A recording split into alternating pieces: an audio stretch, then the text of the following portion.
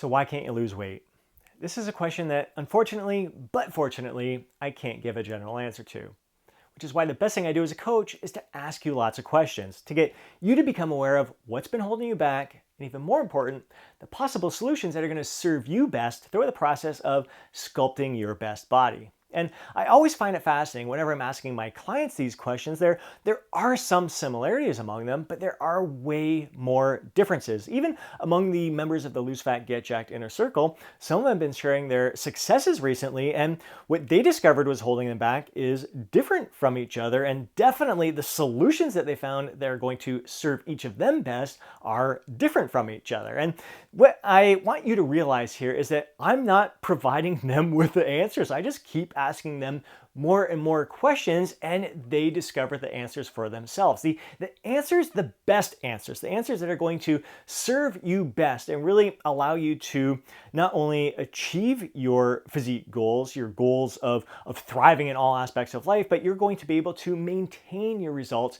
and to continue to improve upon your results for years and decades to come. The answers are always going to come from within. You are the guru. You can have lots of teachers throughout this journey here, but you are always going to be the greatest teacher of all. And I know this is a concept that Darren has really struggled with. Darren has been doing a fantastic job of sharing his personal journey throughout this process in the comment section below of a lot of the videos that I've posted here.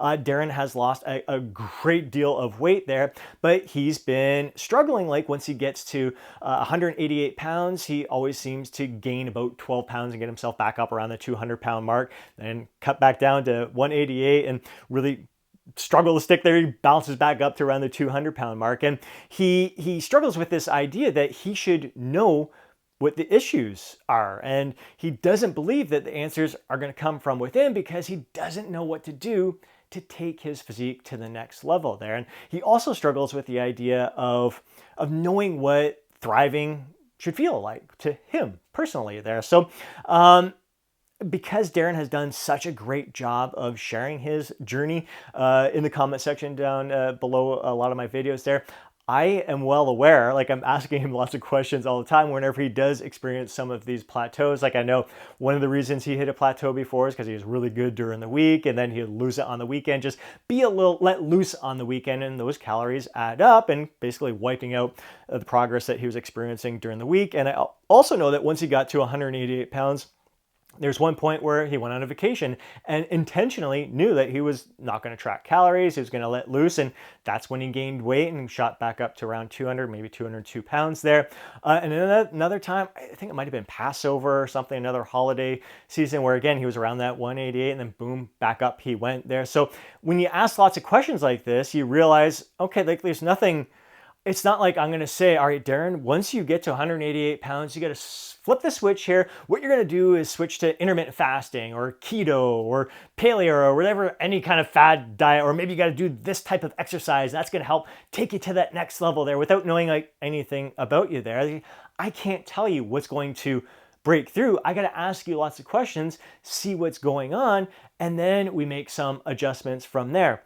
So it very may well be like we are well aware that the weekends were an issue and then going on vacation and some holidays and stuff were reasons where the weight went back up. But if you get to 188 and you're holding steady and everything is consistent, your sleep is consistent, you're managing your stress really well. Stress was another thing that came up recently in your comments there. And your nutrition is like spot on. Your portion control is exactly the same. You're being honest with yourself. You're doing some self-reflection, and you have that heightened sense awareness. You're not mindlessly snacking here and there, taking little bites, taking little sips here and there. You're doing an honest evaluation. Everything is exactly consistent, straight across the board, and you're not losing any weight once you hit that 188-pound mark. Then we got to make some adjustments. Maybe it is just moving a little bit more. Maybe it's eating a little bit less. Even if you're already eating pretty light, maybe you have to step it up and eat just a little bit less there. Because the thing is, when you're losing weight, basically every 10 pounds, your metabolism is going to be lowered by about 100 calories. You're going to burn 100 calories less. It's not that you're doing any damage to your metabolism or your metabolism's getting sluggish or anything like that. It's just that you're moving around less mass, so it takes less work for your body, like less calories to burn for your body to move, like even just taking a single step there. So you're going to be burning less calories throughout the day. So that's one of the reasons why you need to reduce what you eat, or maybe increase your activity a little bit more. So those are the things where I, again, would be asking you lots of questions to see if that's what we need to do. Or maybe I'd ask you, like, what's your satiety like? What's your appetite like? Maybe we try to increase your protein intake, see if that helps. So you start playing around with a few little things, but it all comes down to that heightened sense of awareness, asking lots of questions, making adjustments based on that. So again, it's not me telling you what to do. It's like you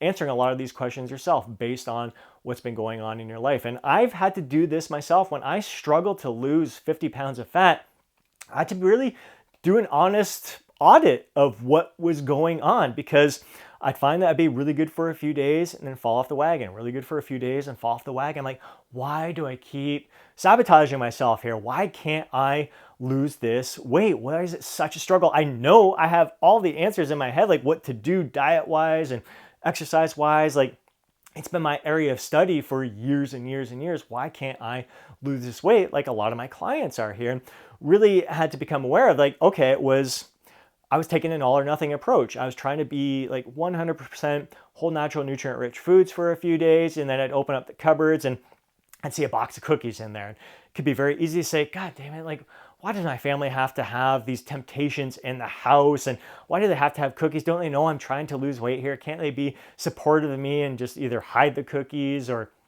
don't buy them at all, when they're do just a fine job of eating responsibly and controlling their portions with all these treats? They're not overeating all that stuff. They're doing a great job of managing their portion control there. So I could blame it on them, but it's not their fault that the temptation is there. What I have to do is think of, like, it's not the temptation in itself. It's like what was going on in my mind. I would have that one cookie, but you know what? I've been really good for a few days. I deserve this cookie. I can have a second one here.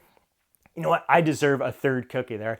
Have that third cookie, and then suddenly I'm starting to beat myself up. I'm starting to feel guilty, feeling like I just blew my diet there. And then I think, well, I blew my diet. I might as well eat the whole box of cookies here. And then I eat the whole box of cookies. Well, I really blew my whole diet. I might as well, I'm going to start again tomorrow. So now I'm going to have a bag of chips and a box of cereal and everything. I'm just going to pig out and then start the process all over again. And I repeat that every 3-4 days there and just fall into that cycle. So once I became aware of how I was justifying eating the 3 cookies and then beating myself up and feeling guilty and then telling myself I'm going to start again tomorrow, like, that's not serving me well in this process here. Like, what I realized is that I can have those 3 cookies. I can have them each and every day and still hit my calorie target for the day there, or for the week. Even if it exceeds my calorie target for the day by a little bit, I could just eat a little less the next day and it's going to balance things out. But if I really want cookies, I can have cookies and hit my calorie targets for the day and for the week. And that was a big breakthrough for me, because I could be more flexible with my nutrition and I never felt deprived. And just knowing that I could have cookies every day, I tend to crave them less. I'm like, you know, I could have them every day, but do I really want it right now? Like, no, I actually feel good not having the cookies. I'd rather have the whole natural nutrient rich foods right now. It's what I'm looking forward to. It's what allows me to feel my best. It's what allows me to bring out the best in me, which all comes down to the question of thriving. And again, just as I can't tell you why you can't lose weight right now, the answers are going to come within. You're the guru in that respect. Same thing with thriving. I can't tell you what's going to allow you to thrive in this life. Like, that is definitely 100% got to come within. You are the guru in that realm of your life as well. I know for myself personally, what I realized is that what allows me to thrive, like, I love food. Who doesn't love food? It always cracks me up, like, people who are struggling to lose weight, that you don't understand, Scott. Like, I love food. I'm like, you know what?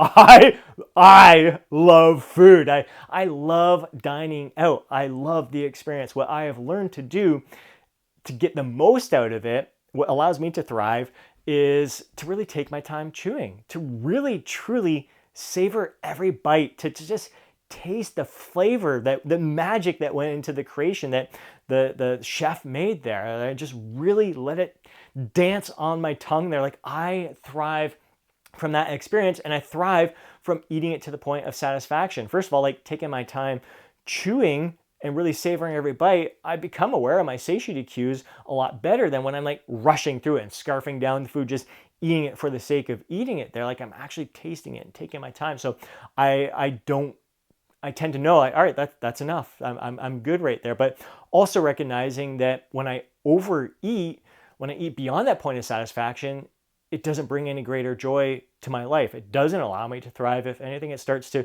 decline and be detrimental to me. I don't enjoy feeling overfull, stuffed, sluggish. And I used to love having cheat days and refeed days and all that kind of stuff. I'd eat really light throughout the week and plan for that so I could just really pig out. But going to bed, because I was faced with the temptation. Every Friday night I'm out with the guys. Temptations are there. I might as well just, I know I can't control myself, so that's going to be my cheat day. I'm going to eat light throughout the week and then pig out there. But that didn't serve me well because I'd go to bed, get home feeling full, bloated, uncomfortable, had acid reflux, have crappy night's sleep, feel gross the next day. My digestive system's out of whack. So that didn't allow me to thrive. So what allowed me to thrive was avoiding that pain. Even though I was faced with that temptation, I wanted to eat more food. I really, really, really didn't want to feel like that ever again. So having that heightened sense of awareness of what allows me to thrive brings out the best in me. Things like just sitting in silence, meditating. When it comes to thriving in my physical body, recognizing that I love weight training allows me to thrive, but I want to be as able-bodied and functional as I can be. So incorporating yoga and some mobility work, flexibility work really pays huge dividends to balancing myself out, making me perform my best and feel my best today and years and decades to come.